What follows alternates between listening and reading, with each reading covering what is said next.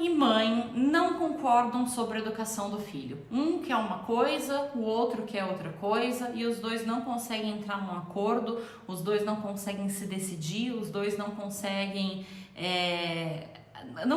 aceitar a opinião do outro. O que a gente faz? A primeira coisa, a mais básica que você tem que ter em mente é que você não pode e você não vai mudar ninguém, tá? Então, essa ideia de que você vai mudar a mãe do teu filho, que você vai mudar o pai do teu filho, não é verdadeira. Você não pode, você não vai, você não deve querer mudar ninguém. A mudança precisa vir da pessoa. O seu trabalho não é tentar mudar a pessoa, tentar mudar a opinião dela, tentar convencê-la, nada disso, tá? O seu papel não é esse. E quando você cria expectativas disso, quando você cria expectativas de que isso vai acontecer, acaba que você se frustra, porque geralmente não acontece, na maior parte das vezes não acontece. Você não vai mudar ninguém. As pessoas precisam decidir mudar sozinhas e elas precisam ter um motivo para mudar. E o motivo tem que ser dela, não pode ser seu. O motivo que fez você mudar com a educação do teu filho pode não ser o mesmo motivo que vai fazer o teu marido mudar. Porque vocês enxergam as coisas de ângulos diferentes, porque vocês enxergam de formas diferentes, porque vocês estão com propósitos diferentes. Então, o que te fez olhar para a educação tradicional e escolher a educação sem travas, não necessariamente vai ser o mesmo motivo que vai fazer o teu marido tomar a mesma decisão. Você tá entendendo? Porque vocês são pessoas diferentes que vão ter vivências completamente diferentes. Então ele vai ter a vivência dele e você vai ter a sua vivência. E se você quer mudar essa pessoa, você vai se frustrar, você vai frustrar a outra pessoa e você não vai chegar em lugar nenhum. A ideia não é essa, a ideia não é partir desse ponto. E isso é muito comum de acontecer porque geralmente a mãe, a maior parte do meu público é feminino, geralmente a mãe quer educar diferente, quer parar de bater, quer educar sem travas e o pai não concorda. E o pai acha que é uma besteira, e o pai acha que não funciona, ou o pai acha que tá mimando demais a criança. E a mãe entra nesse desespero de querer mudar a opinião dele, e não é assim que funciona.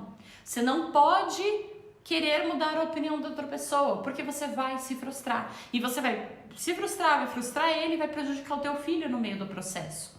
Quando você muda a educação da criança, é pensando na criança, é pra criança. As outras pessoas que estão em volta são peças secundárias desse game, são peças secundárias desse cenário. A peça fundamental é a criança. Então tenha em mente que você não vai mudar ninguém. Principalmente se você ficar enchendo o saco e insistindo, olha, tem que fazer diferente, não pode ser assim, não pode ser assado. Não é assim que funciona. Acontece uma coisa que quando a gente bate de frente com as pessoas, quando a gente tenta brigar e tenta convencer as pessoas e dizer que elas estão erradas, o que acontece é que a pessoa fecha uma porta na nossa cara e quanto mais a gente insiste, mais dura vai ficando essa porta, mais rígido vai ficando esse muro. Então, se você chega para o teu marido e fala, olha, você está fazendo errado, isso que você está fazendo não pode ser feito. Se ele não está pronto para ouvir isso, se ele não está interessado no que você está dizendo, porque se ele estiver interessado, aí já muda tudo. Aí não é você que está querendo mudar ele está interessado na mudança. Mas muitas vezes a gente pega uma pessoa que não está interessada e tenta mudar e tenta oferecer um argumento para ela e ela cria um muro na nossa frente e a gente não consegue ultrapassar esse muro e quanto mais você tenta, mais forte esse muro fica, porque a pessoa vai tentar se proteger, a pessoa vai tentar se fechar e isso vai acontecer com o seu marido e com diversas outras pessoas. Com diversas outras pessoas. A gente não ajuda quem não quer ser ajudado. Eu recebo inúmeros, muitos, vários mesmo, comentários nos meus vídeos, nos meus posts, dizendo, eu bato mesmo e tá certo, eu bato mesmo porque eu acho que tem que bater, eu bato mesmo porque eu aprendi dessa forma. E não tem o que eu possa fazer a respeito, porque se eu for discutir com essa pessoa, ela vai se irritar comigo, eu vou me irritar com ela e ela vai fechar uma porta na minha frente, ela não vai me ouvir. A pessoa não vai mudar de ideia porque ela não quer me ouvir, porque ela não quer saber do que eu tô falando, ela tá fixa na ideia dela, eu bato mesmo e ponto. E ela não tá interessada no que eu tenho para dizer. Então aquela abordagem naquele momento não vai funcionar, não adianta eu tentar bater de frente com a pessoa. Uma coisa que eu escuto bastante mesmo, né? Sempre tem comentários a respeito disso, é as pessoas colocarem assim nos meus vídeos, nos meus posts. Eu bato no meu filho ou nos meus filhos porque tá escrito na Bíblia que tem que usar a vara para educar a criança. Eu já vi vários comentários assim. A primeira vez que eu vi um comentário dizendo isso, que estava escrito na Bíblia, que era para usar a vara para educar a criança, eu tive a delicadeza e a paciência de responder a pessoa. Depois disso, eu nunca mais respondi ninguém que faz esse tipo de comentário. Por que da primeira vez eu tive a paciência de responder? Porque a ideia de que a Bíblia diz que é para bater na criança, né, que é para usar a vara para educar a criança, é completamente equivocada. A gente tem que ter em mente que a Bíblia não foi escrita em português, tá? A Bíblia não foi escrita em português. E na língua da qual a Bíblia foi escrita, no momento em que foram traduzir para o português, essa tradução ficou mal feita, essa tradução ficou equivocada.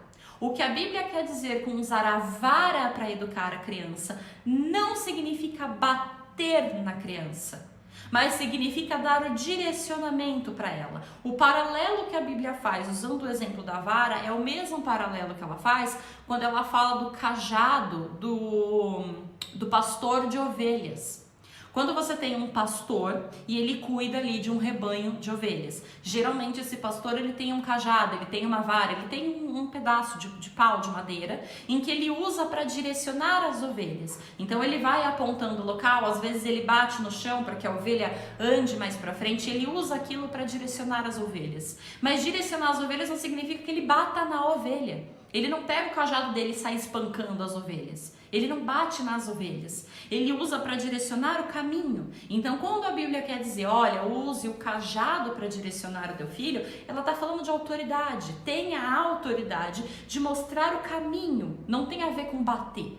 As pessoas entendem que tem a ver com bater porque a tradução foi mal feita. A Bíblia não foi escrita em português, ela foi traduzida. E traduzida mal feita, infelizmente. Inclusive, essa passagem, ela é das Bíblias mais antigas. Se você for comprar uma Bíblia agora que já foi atualizada, que já foi retraduzida, né, que ela foi traduzida de novo, eu acho que até mudaram esse termo, acho que até mudaram essa passagem, já não usa-se mais essas palavras. A primeira vez que eu li sobre isso, eu tentei responder a pessoa exatamente com o argumento que eu tô dando, falando, olha, isso foi um erro de tradução. Não significa que estava de fato escrito bata no teu filho, até porque Jesus nunca bateu em ninguém. Ele é a última pessoa que defende agressão. Ele nunca bateu em ninguém, fosse pecador do jeito que fosse, ele nunca bateu em ninguém. Ele nunca defendeu a ideia de agressão. Não tem o porquê ele dizer que na criança, que a criança é para bater. E aí eu fui e usei esse argumento e expliquei isso para a pessoa. A pessoa me respondeu com extrema grosseria. Falou que eu não sabia do que eu estava falando, que não era nada disso. E bom, eu coloquei as fontes para ela, eu expliquei, contei toda essa história da tradução que é verdade. Você pode procurar isso na internet, inclusive. E a pessoa me respondeu com grosseria. E eu olhei e fiz, nossa, mas por que isso está acontecendo, né? Por que a pessoa está me respondendo com grosseria? E aí eu entendi, essa pessoa não quer me ouvir. Ela não quer saber do que eu estou dizendo. Ela tem uma ideia fixa na cabeça dela e ela não está aberta, ela não está disponível, ela não quer, de fato, saber o que eu estou dizendo. E quanto mais eu insistir, mais nervosa essa pessoa vai ficar e mais distante de mim ela fica. Ou seja, eu estou afastando a pessoa. Eu estou fazendo o oposto do que eu quero convencer e eu estou afastando. Você tá entendendo? Então, quando você faz isso em casa com o seu marido, é esse mesmo resultado que você tem. Você fica na cabeça dele falando, olha, tem que ser diferente, tem que ser diferente. Só que ele não concorda. Ele não compartilha com você os mesmos motivos. Muitas vezes, ele sequer acredita que seja verdade. Porque o que acontece também inúmeras vezes é a pessoa olhar para a educação sem travas e falar, isso não funciona, isso não existe. Então, a pessoa duvida. A ideia não é a gente mudar ninguém. A ideia não é. A ideia é a gente acolher quem quer ser acolhido. Você quer ajuda? Eu estou disposta a te dar ajuda. Você não quer ajuda? Paciência, segue tua vida. É essa a ideia. Com o teu marido, o que você precisa fazer em casa? Você tem que mostrar para ele que isso funciona, isso que, né, a educação sem travas, a educação que você quer funciona através do seu exemplo. Então, antes de querer que ele pare de bater nas crianças, antes de querer que ele pare de gritar com as crianças, antes de querer que ele mude com as crianças, você tem que mudar com as crianças. Porque as palavras podem até convencer, mas é o exemplo que arrasta. Ele precisa ver dentro de casa que funciona. Quando você para de gritar com as crianças, quando você para de bater com as crianças, quando você consegue a obediência das crianças, ele não tem como negar. Ele não vai poder olhar para tua cara e falar isso não funciona, porque ele tá vendo funcionar. Ele tem a prova ali, o filho dele na frente dele. E aí ele não vai poder te dizer isso é besteira, isso não funciona. Você aponta para a criança e fala, como não? Olha ali, tá ou não tá funcionando? Então, é arrastar, é convencer pelo exemplo. Você quer que o seu marido pare de gritar com as crianças? Pare você primeiro. Pare você de gritar com o seu marido. Porque enquanto você estiver gritando com ele, enquanto você estiver gritando com as crianças, você não pode cobrar isso dele. E ele não vai ter motivo e ele não vai acreditar que isso funciona. Então a mudança precisa começar por você e vai levar um tempo para ele perceber a mudança, para ele se convencer da mudança, não é instantâneo. Eu comecei na segunda-feira, na quinta-feira meu marido já está convencido.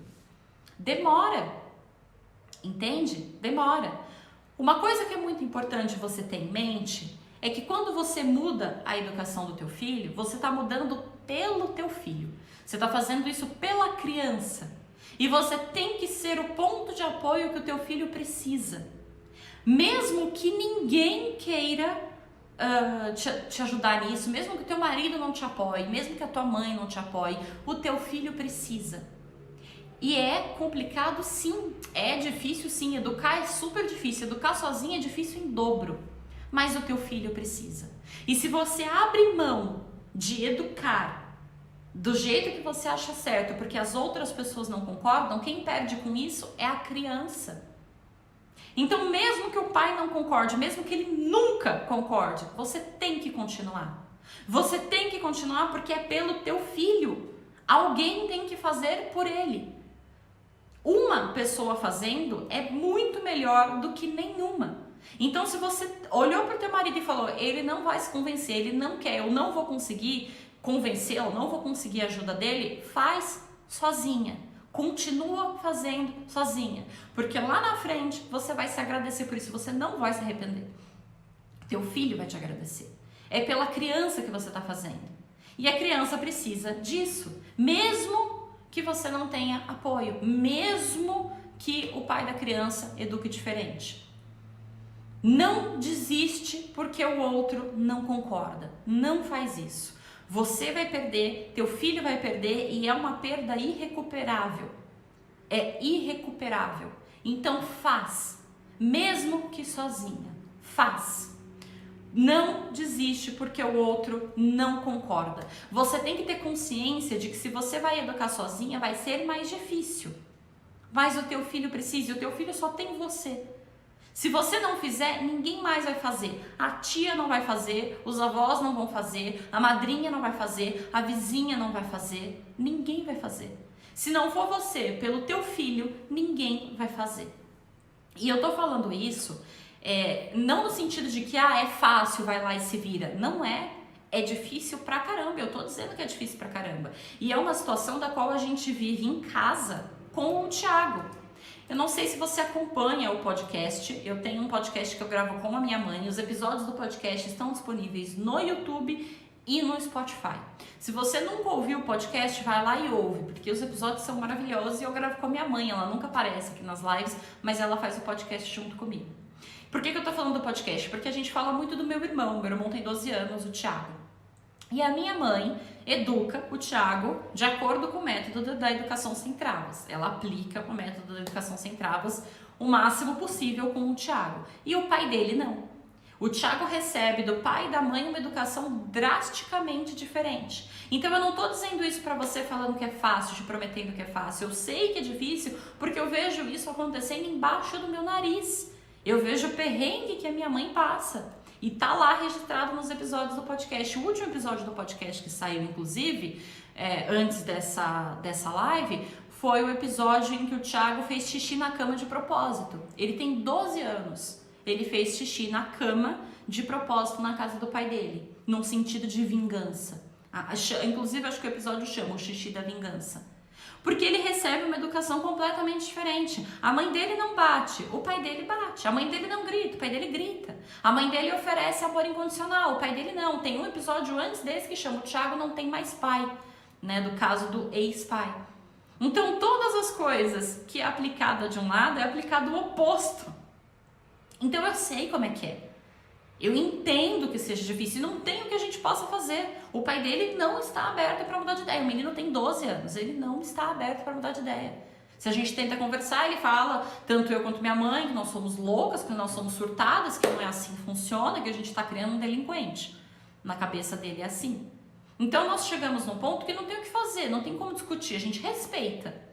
Ele tem uma educação com o pai, ele tem uma educação com a mãe. Só que a mãe dele não pode desistir. Porque se ela desiste da educação, ela está desistindo dele. E alguém precisa fazer por ele.